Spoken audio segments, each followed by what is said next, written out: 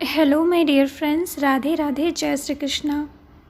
Twin flame journey में ये कुछ लेसन्स मैंने बहुत देर में सीखे। कहते हैं ना कि गिरते संभलते फिर स्ट्रगल करते हुए। सुनते हम बहुत कुछ हैं, पर जब हमें खुद अनुभव होता है तभी हम उसे स्वीकार कर पाते हैं या अपनी लाइफ में उतार पाते हैं।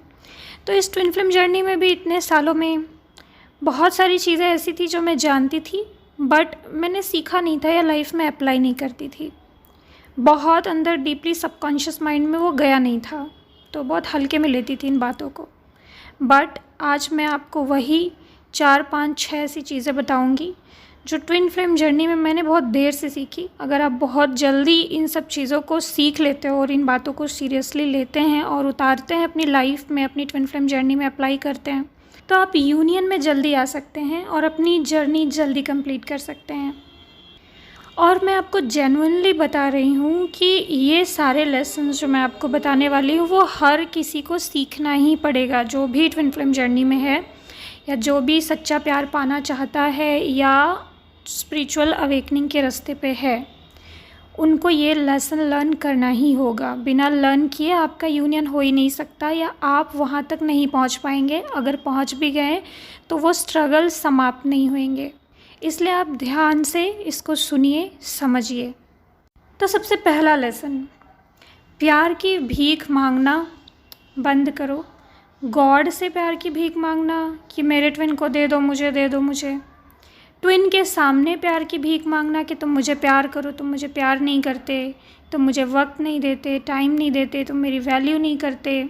उसे बार बार बोल बोल के एहसास कराना कि देखो तुम ये गलत करते हो, वो गलत करते हो, देखो मैं तुमसे इतना प्यार करती हूँ। ये सारी चीज़ें करने से कुछ भी नहीं होगा, क्योंकि ये तरीका सही ही नहीं है। तो बहुत सारी गलतियाँ कर लेने के बाद समझ लिया कि भाई ये सब करने से कुछ भी नहीं होने वाला, ये सब करने से ये बिल्कुल प्यार नहीं करने वाला, या ये दूर ही जाने वाला, या इसको जो करना है ये वही करने वाला है, तो क्यों ऐसा कर करके अपने दिमाग की दही करना या अपनी वैल्यू डाउन करना। तो इसमें एक लेसन ये मिलता है कि आपको प्यार के लिए भीख नहीं मांगना, ना भगवान से, क्योंकि भगवान का एक अलग ही प्लान होता है, वो उसी के अकॉर्डिंग आपको चलाएंगे। तो बिना वो काम पूरा किए भगवान से भी बार बार भीख मांगोगे कि मेरे को ट्विन दे दो दे दो दे दो, वो नहीं मिलेगा। वो अपने वक्त पे ही मिलेगा और आपके अंदर वो काबिलियत आने के बाद ही मिलेगा। ट्विन के सामने बहुत ज़्यादा भीख मांगने से कि तुम ये करो वो करो, तुम क्यों नहीं करते, देखो मैं तुम्हारी ट्विन हुई, तुम समझो ये वो, ये सब करने से भी कुछ नहीं होने वाला, वो कुछ भी नहीं पिघलने वाला। सिंपल काबिल बनना पड़ेगा। तो ट्विन फ्लेम जर्नी में ये लेसन कि आपको मांगने से नहीं मिलेगा, काबिल बनने से मिलेगा। यानी आपको प्यार भीख नहीं मांगनी है प्यार के लिए, बल्कि मैनिफेस्ट करना है प्यार। मतलब इस तरह का बनना है कि सामने वाले का खुद मन करे आपको प्यार करने का, वो खुद आपसे दूर ना रह सके। दूसरा लेसन मैंने ये लर्न किया कि छोड़ दो, कुछ भी मत मांगो या बहुत ज़्यादा ट्विन को अपनी तरफ लाने के लिए एफ़र्ट्स मत करो। ट्विन फ्लेम जर्नी का एक फ़्लो है, गॉड अपने फ़्लो में चलाते हैं, तो अपने आप ही फ़्लो में चलेगी ट्विन फ्लेम जर्नी। अगर लेट गो कर दो, छोड़ दो। छोड़ देने का मतलब ये नहीं कि इना वक्त छोड़ दो, नहीं।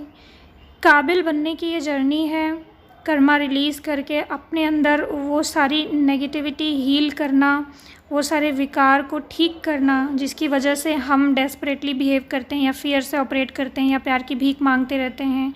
ये सारी एनर्जीज़ क्लियर करना ये तो इम्पॉर्टेंट है, इसको नहीं छोड़ना है, बल्कि वो डिज़ायर छोड़नी है कि ठीक है मैं इस जर्नी में आ गई हूँ तो मुझे ट्विन फ्लेम ला के दो, अभी दो, कल दो, आज दो, मुझे दिक्कत हो रही है, पेन हो रहा है तो अभी दो। इस टाइप की चीज़ें छोड़ देना, लेट गो कर देना एंड ट्रस्ट करना।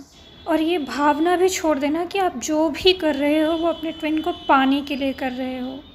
ये बात भी आपके दिमाग से निकाल दो, क्योंकि उसके लिए आपको कुछ करना ही नहीं है। आपको जो भी करना है अपने आप को काबिल बनाने के लिए ही करना है। मैं फिर से कह रही हूँ कि गॉड का अपना एक प्लान है, वो उसी प्लान पर चलते हैं। आप कितना भी भगवान से भीख मांग लो कि नहीं ऐसा ही होना चाहिए गॉड, या रो लो, गा लो, कितनी तपस्या कर लो, लेकिन फिर भी आपको ऐसा लग सकता है कि वो नहीं पिघल रहे हैं या जो चीज़ होनी है वही हो जा रही है, जो होनी ज़रूरी है वो ऑटोमेटिक हो जा रही है।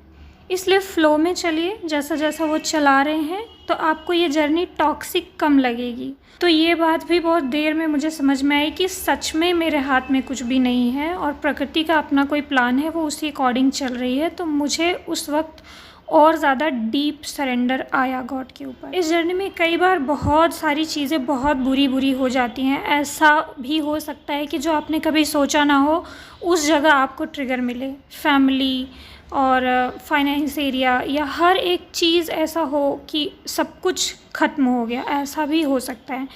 तो जब बहुत ज़्यादा बुरा बुरा होता है तो उस वक्त सब्र रखना बहुत ज़्यादा मुश्किल हो जाता है। लेकिन वहाँ पे भी भगवान का कुछ अलग ही प्लान होता है। वैसी स्थिति में हमें लाने का भी बहुत बड़ा कारण होता है। मे बी वो हमको हमारे ऊपर और फोकस करवाना चाहते हैं, या फिर वो बैड सिचुएशन देके कोई बहुत बड़ी रुकावट जो आपकी जर्नी में आ रही है, कोई कर्मा, वो रिलीज़ करवाना चाहते हैं। तो वो कुछ ऐसा करवा रहे हैं जो बहुत इम्पॉर्टेंट है। तो थोड़ा सा अगर ट्रस्ट रहेगा तो सब्र आ जाएगा। मैंने कई बार भगवान को कोसा, ऐसा क्यों, वैसा क्यों, ये क्यों हो गया, ऐसा तो मैंने कभी सोचा नहीं था। लेकिन अंत में हर बार मुझे यही समझ में आया, जब वो वक्त बीत गया, बुरा वक्त, तो बाद में जब मैंने पलट के पीछे देखा तो यही हमेशा लगा कि गॉड ने जो भी किया अच्छा किया, एकदम परफेक्ट किया। वरना मेरा नुकसान हो जाता, या मैं आज भी फंसी रहती, या फिर जैसी स्थिति में आज मैं हूँ वैसी स्थिति में ना रह पाती, या फिर मेरी स्पिरिचुअलिटी के लिए जो ये ज़रूरी आज चल रहा है, मे बी उस वक्त वो नहीं हो पाता। तो ये बात भी बहुत देर से समझ में आई, क्योंकि जब भी ऐसा रियलाइजेशन होता, अगली बार जब भी कुछ बुरा होता, तब मैं फिर वही पैनिक हो जाना, फिर वही गॉड को बोलना ऐसा क्यों, वैसा क्यों। तो फिर ये धीरे धीरे प्रैक्टिस के बाद ऐसा एक्सेप्टेंस आता है कि नहीं, बुरी सिचुएशन को भी एक्सेप्ट करना है, ट्रस्ट करना है, नहीं बोलना है कुछ, इसमें मेरा कुछ ना कुछ पक्का फ़ायदा है। तो वो बुरी सिचुएशन के लिए एक्सेप्टेंस आना कि इसमें भी कुछ मेरा फ़ायदा है, ये बहुत देर में समझ में आया। हालांकि थोड़ा सा प्रोटेक्टिव मोड में तो मैं अभी भी होती हूँ। ऑब्वियसली उस सिचुएशन में दिमाग लगाना या खुद की रक्षा करना, ये सब सोचती हूँ, बट फिर भी अंदर एक भावना रहती है कि ठीक है, इसमें तो कुछ अच्छा होगा। तो थोड़ा पहले से ज़्यादा अब पीस रहता है बुरी सिचुएशन में भी। और एक और लेसन मैंने लर्न किया, एक भ्रम, एक कह लीजिए, जो टूटा, कि जैसे बताया जाता है कि ट्विन फ्लेम जर्नी में जो लोग भी हैं वो बहुत कोई ओल्ड सोल या बहुत महान सोल हैं, या फिर अलग हैं, ये वो, तो बहुत बढ़ा चढ़ा के ऐसा बताया जाता है। तो ऐसा नहीं है। एक लेसन जो बहुत समय बाद समझ में आया है कि हम बिल्कुल नॉर्मल सोल हैं, लोगों जैसे ही। ठीक है, हमने पास्ट लाइफ में साधनाएं की हैं, या हमारा एक लेवल है कि हम स्पिरिचुअल रहे हैं कभी, यही बस अलग है। बाकी मैंने ऐसे ऐसे लोगों को भी देखा है जो बिल्कुल ऑर्डिनरी सोल हैं, जिनके अंदर कोई गुण नहीं है, जो बहुत टॉक्सिक हैं, जो अपनी लाइफ में इतने बुरे बुरे कर्मा कर रहे हैं और कोई भी दिमाग बुद्धि उनके अंदर उस तरह की नहीं है, वो भी ट्विन फ्लेम जर्नी में है।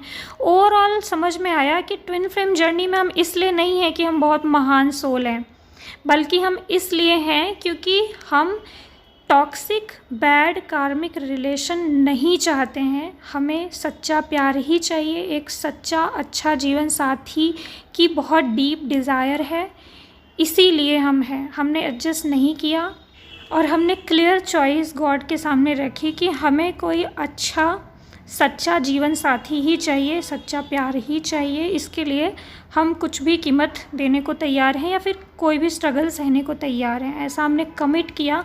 फिर जाके इस जन्म में गॉड ने हमें ये जर्नी दी और हमारा सोल कॉन्ट्रैक्ट में ये प्लान हुआ कि चलो फिर इस यात्रा पे चलो हमारे साथ, जैसा हम कह रहे हैं वैसा चलो। उसके बाद हम तुम्हें तुम्हारे लिए बनाए गए पार्टनर तक, यानी तुम्हारे सच्चे प्यार तक पहुंचाएंगे।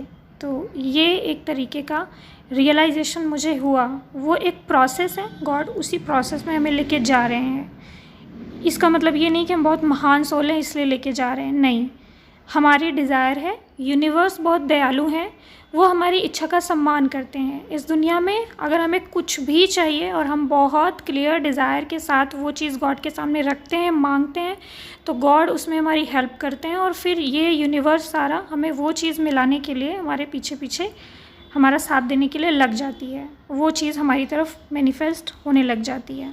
यही सच है। ये सच एक्सेप्ट करने के बाद में आपका ईगो डाउन होता है। सच्चाई को जब आप स्वीकार करते हो तो उसी प्रकार से हीलिंग करते हो और अपने पार्टनर के सामने आप ग्राउंडेड दिखते हो, जिससे कि वो आपको एक्सेप्ट और चूज़ कर पाता है। वरना वो आपको इल्यूजनरी और किसी अलग ही दुनिया में समझता है और आपसे दूर भागता है।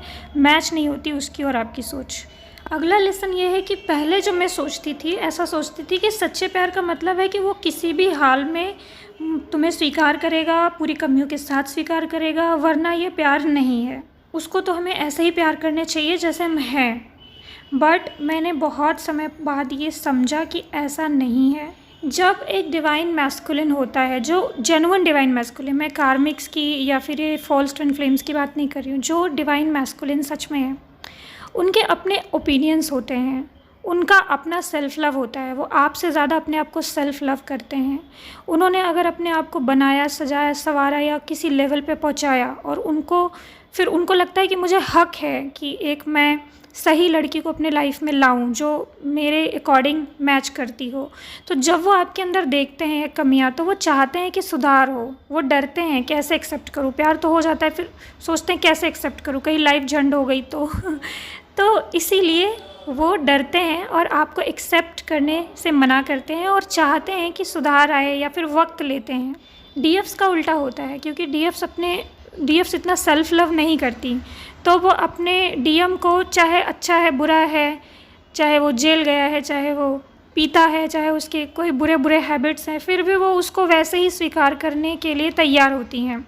चाहे वो उनकी डिसरिस्पेक्ट कर रहा, चाहे वो उनका मिसयूज़ कर रहा, चाहे वो उनको थप्पड़ भी मार रहा, चाहे वो उनकी डिसरिस्पेक्ट कर रहा, चाहे उनको दिख भी रहा है सामने से कि लड़का मुझे ठीक से प्यार नहीं कर रहा है, मेरी वैल्यू नहीं कर रहा है, लेकिन फिर भी वो, अगर वो मिल जाए उसी फॉर्म में, डिस्टॉर्टेड फॉर्म में, अगर वो कह दे कि हाँ मैं तुमसे शादी करने के लिए तैयार हूँ, वो तुरंत हाँ कर देंगे। वो एक बार भी नहीं सोचेंगे कि इतनी सारी कमियाँ हैं, आगे लाइफ का क्या होगा, कैसे होगा। वो हाँ करने के लिए तैयार, वो शादी कर लेंगी। भले ही शादी के बाद जब बहुत सारी दिक्कतें आएँ तो वो बहुत जब स्ट्रगल झेलें और फिर वो उसे छोड़ दें। हाँ, बिल्कुल ऐसा होता है। मैंने खुद अपनी जर्नी में सेशन के दौरान ऐसी कई लड़कियों को देखा कि मैम मैं पहले इससे बहुत प्यार करती थी, ये मेरा ट्विन है, मैं ऐसा मानती थी, और ये जब अब मुझे मिल गया है और जब मैं इसके साथ मिल रही हूँ, जुल रही हूँ, उसके साथ रह रही हूँ, तो मुझे लग रहा है कि ये इसके अंदर इतनी सारी कमियां हैं और ये ऐसे ऐसे करता है। मैम मैं तो इससे शादी नहीं कर सकती, मैं इसके साथ रह नहीं सकती, अब मेरे अंदर इसके लिए वो फीलिंग ही नहीं बची। तो ऐसा भी कहती हैं लड़कियाँ, डीएफ्स। तो इसका मतलब है कि जब सेल्फ लव आपका बहुत डाउन है, बहुत कम है, तो आप किसी भी प्रकार से किसी को भी अपने जीवन में ला लोगे, क्योंकि आप टॉक्सिक एनर्जी को भी एक्सेप्ट करने के लिए तैयार हो, क्योंकि आपके अंदर सेल्फ लव की कमी है। और जब सेल्फ लव की कमी होती है तो हम टॉक्सिक एनर्जी या फिर बहुत कम प्यार में भी खुश हो जाते हैं। अभी एक रील वायरल हो रही थी जिसमें मैंने ऐसा सुना था कि अगर आप अपने आप को 10% प्यार करते हो ना, तो कोई अगर आपको सिर्फ 20% प्यार करता है तो आप उस 20% प्यार में खुश हो जाओगे। और अगर कोई अपने आप को 60-70% प्यार करता है तो वो उसी में सेटिस्फाई होगा। जब उसे कोई 80-90% प्यार करेगा तब वो खुश होगा। तो अब देखो लेवल कितना अलग है। यही होता है कम सेल्फ़ लव करने वालों का। जो कम सेल्फ़ लव खुद से करते हैं वो कम प्यार में भी सेटिस्फाइड हो जाते हैं, और जो खुद से बहुत ज़्यादा सेल्फ़ लव करते हैं वो एडजस्ट नहीं करते, वो उसी में सेटिस्फाई होते हैं जहाँ उनको बहुत कंफर्टेबल फील हो या बहुत ज़्यादा केयर और लव मिले, बहुत ज़्यादा सामने से एफ़र्ट मिले, जिस लेवल का वो एक्सपेक्ट कर रहे हैं, तब वो खुश होते हैं। तो ये अंतर है सेल्फ़ लव नहीं करने वाले और सेल्फ़ लव करने वालों में। तो यूनिवर्स का भी एक ऐसा ही परफेक्ट नियम है, ट्विन फ्लेम जर्नी में आपको ऐसे ईज़िली एक्सेप्ट नहीं किया जाएगा, क्योंकि ये प्रोसेस ही है ट्विन फ्लेम जर्नी का, क्योंकि ये ग्रोथ के लिए मिली है ना ये जर्नी। तो इसमें ऐसा मिलवाया ही गया है अपोजिट्स को कि एक सेल्फ लव नहीं करता तो एक बहुत सेल्फ लव करता। तो यूनिवर्स ने ही ऐसा सिस्टम बना रखा है कि आपको काबिल बनना ही पड़ेगा, वैल्यूएबल बनना ही पड़ेगा, तभी एक डिवाइन लाइफ पार्टनर की लाइफ में आपको एंट्री मिलेगी। अब नेक्स्ट एक और लेसन है जो मुझे अब धीरे धीरे समझ में आ रहा है, लेकिन अभी पूरी तरह लाइफ में उतार तो नहीं पाई हूँ, लेकिन प्रोसेस में हूँ, कि जैसे प्यार देने से रिटर्न में प्यार आएगा। क्योंकि ये कर्मा का लॉ है। आपने जो प्यार दिया है, चाहे अपने ट्विन फ्लेम को, चाहे पहले किसी को, माता पिता को या दूसरों को, वो रिटर्न में आपको आएगा। अभी आपको नहीं आ रहा है, लेकिन फिर भी जो आप प्यार कर रहे हो, जो दे रहे हो, इसमें आप निराश मत होना कि मैं कर रही हूँ तो ये वेस्ट जा रहा है। नहीं, वेस्ट नहीं जा रहा है, ये रिटर्न में आएगा। इवन सृष्टि का रूल ही यही है कि जब आप प्यार देते हो तो वही प्यार आपको रिटर्न में आता है। तो जब भी ट्विन फ्लेम जर्नी में अनकंडीशनल लव की बात करी जाती है ना, तो वो कर्मा, अनकंडीशनल लव का कर्मा बनाने के बारे में बात की जाती है। ऐसा नहीं, इसका मतलब ये नहीं होता है कि सामने वाला कुछ भी आपके साथ बिहेव करे तो आप उसे झेलते जाओ, ये है अनकंडीशनल लव, ये नहीं। बल्कि इसका मतलब ये है कि आप प्यार देने वाले कर्मा बनाओ। अपने फ्रेंड्स में अगर आप किसी को अच्छे से रिस्पेक्ट कर रहे हो या प्यार दे रहे हो तो दे करके भूल जाओ। अपने ट्विन को आपने प्यार दिया, उसके लिए कुछ किया तो करके भूल जाओ। रिटर्न में उम्मीद मत करो। किसी के प्यार में आप बहुत रोए तड़पे, वो आपको नहीं मिला तो कोई बात नहीं, एक्सेप्ट करो कि ठीक है मैंने दिया है, यूनिवर्स मुझे कहीं ना कहीं से रिटर्न ले आएगा। माता पिता या किसी की भी आपने बहुत हेल्प करी, उन्हें प्यार दिया, बट रिटर्न में कुछ नहीं आया तो जस्ट नॉर्मल रहिए, एक्सेप्ट करिए, क्योंकि वो आपके पुण्य कर्म बने हैं, प्यार देने वाले कर्म बने हैं।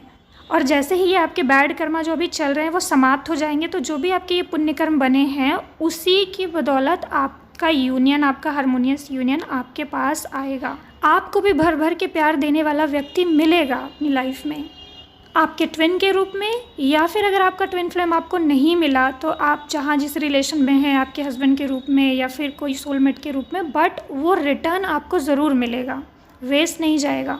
और एक लास्ट लेसन ये सीखा, और आप भी ये सीख लो कि जितना ज़्यादा एनर्जेटिक गैप होगा आपके और आपके डीएम के बीच, उतना ही ज़्यादा आपको इनर वर्क लगेगा, मेहनत लगेगी, टाइम लगेगा। आपका डीएम बहुत हाई फाई लेवल पे है, आपका डीएम बहुत ज़्यादा स्ट्रॉन्ग इमोशनली, बहुत लॉजिकल है, आप नहीं हो तो आपको टाइम लगेगा, उसके लेवल पे बनना ही पड़ेगा आपको। या फिर समझदारी में अगर वो आपसे ज़्यादा समझदार है, इमोशनली स्ट्रॉन्ग है, बहुत ज़्यादा सेल्फ लव करने वाला, या और अच्छी क्वालिटीज़ उसके अंदर है, तो उसकी चॉइस यही रहेगी कि आप भी उसकी एनर्जी को मैच करो। आप जितना ज़्यादा अवॉइड करते रहोगे, उसकी एनर्जी को मीट करने की कोशिश नहीं करोगे और सोचोगे इनर वर्क करके या फिर कोई मैनिफेस्टेशन ये करके उसको ला ले अपनी तरफ, नहीं होगा। आपको उसके लेवल की काबिल लड़की बनना ही पड़ेगा ताकि वो आपको वैल्यूएबल समझ सके और अपनी लाइफ में आपको एक्सेप्ट करे, कमिट करे और नेचुरली आपको प्यार कर सके। यही कुछ सारे सिद्धांत हैं जो मुझे समझ में आए जर्नी में। मैंने ये चीज़ को सीरियसली लिया, फॉलो किया। आप मेरी लाइफ में वो सारी चीज़ें देख भी सकते हो।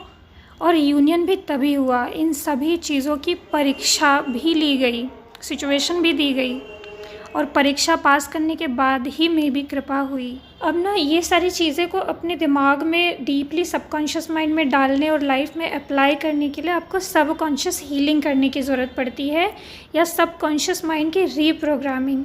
क्योंकि आपको जो बातें ये बताई, ऐसे ज्ञान तो भरे पड़े हैं, लेकिन आप उसको अपने अंदर बहुत देर तक रख नहीं पाते। एक कान से सुनते हैं, दूसरे कान से निकाल देते हैं, या फिर अपने लाइफ में आप अप्लाई नहीं कर पाते। क्यों नहीं कर पाते? क्योंकि सबकॉन्शियस माइंड में वो डीप गया नहीं। तो मैं आपको ओशो के कुछ वीडियो शेयर कर दूंगी एग्जाम्पल के तौर पे कि इस तरह की वीडियो अगर आप सुनो तो आपके सबकॉन्शियस माइंड में डीपली वो जाएगा और रिप्रोग्रामिंग होगी। और अगर आप कंसिस्टेंट रहते हो या समय समय पे ये चीज़ें सुनते रहते हो तो आपको याद रहेगा और आप अपनी लाइफ में अप्लाई कर पाओगे। या तो आप बहुत सारी सबकॉन्शियस हीलिंग कराएं, या फिर आप इस तरह के वीडियो सुने और बार बार सुने ताकि आपके डीप सबकॉन्शियस माइंड में जाए और फिर आप अपनी लाइफ में अप्लाई भी कर पाओगे। एग्जाम्पल के तौर पे कमेंट बॉक्स में मैं पिन कर दूँगी वीडियोस ओशो के। तो ओके फ्रेंड्स, होप कि ये वीडियो आपके लिए हेल्पफुल रही हो। कमेंट बॉक्स में आप भी बताइएगा कि आपके क्या ओपिनियन है। कोई क्वेश्चन हो तो वो भी आप पूछ सकते हैं। तो अपना ख्याल रखिएगा फ्रेंड्स। राधे राधे, जय श्री कृष्णा।